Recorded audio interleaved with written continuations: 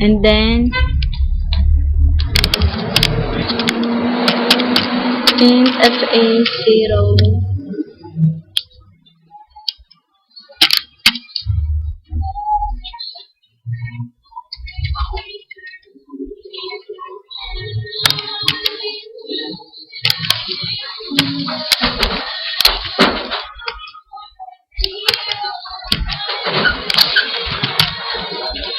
pass Ethernet 00.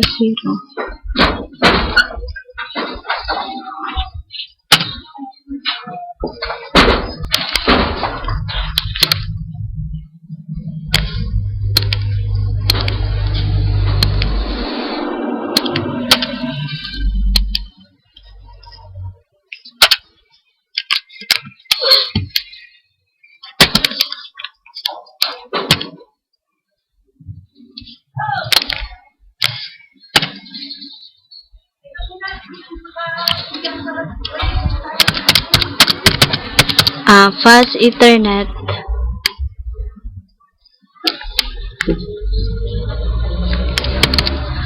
now I know my spelling of fast Ethernet is wrong.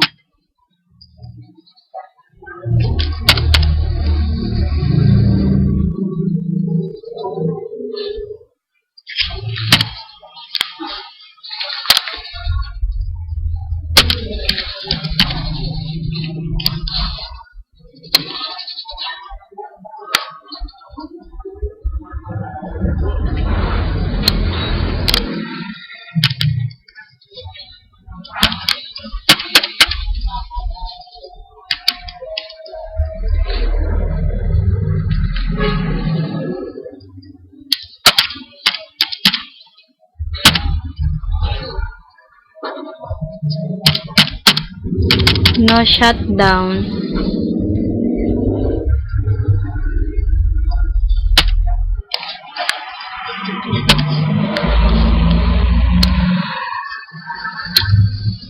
Let's again check results if we already correct. The completion is 93%, so 7% to go. And we will be 100% in completion.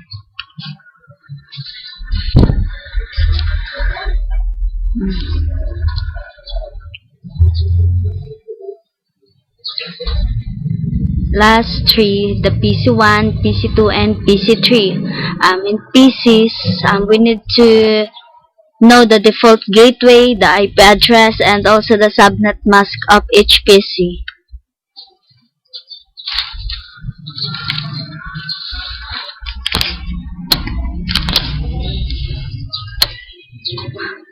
And that's it.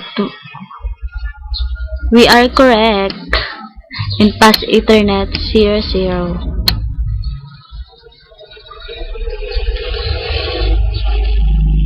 All we have to do is to finish the typing of default gateway, IP address, and subnet mask of each PCs.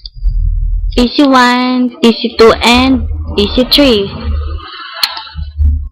And now we need to go to PC1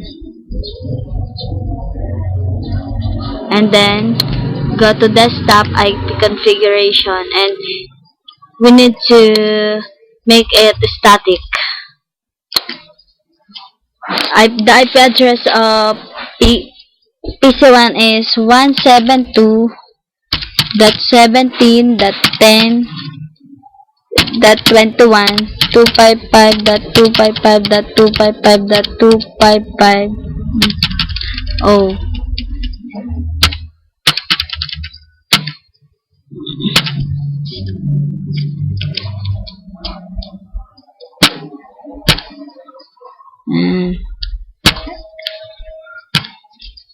The 0 will be 255, and the default gateway is 172.17.10.1. we're done in PC1, so we go now to PC2. And then go to IP configuration. As we do in PC1, it will be a static also. So the IP address of PC2 is 172.17.20.20.22.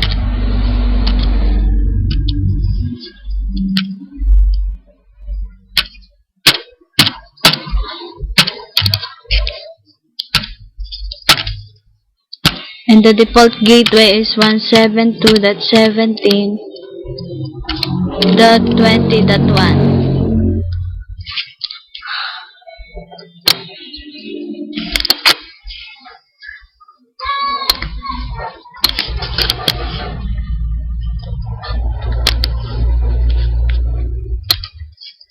And last but not the least is the PC3. Then go to IP configuration. Just type the IP address, which is 172.17.30.23,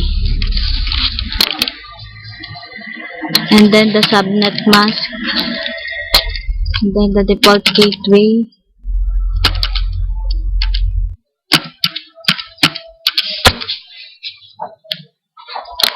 and that's it.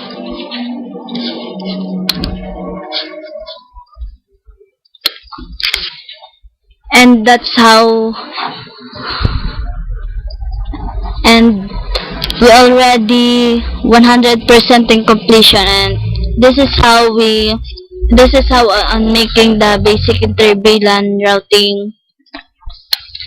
Just follow the activity, and then as a guide, just go to check results. Good day and God bless you all. Thank you.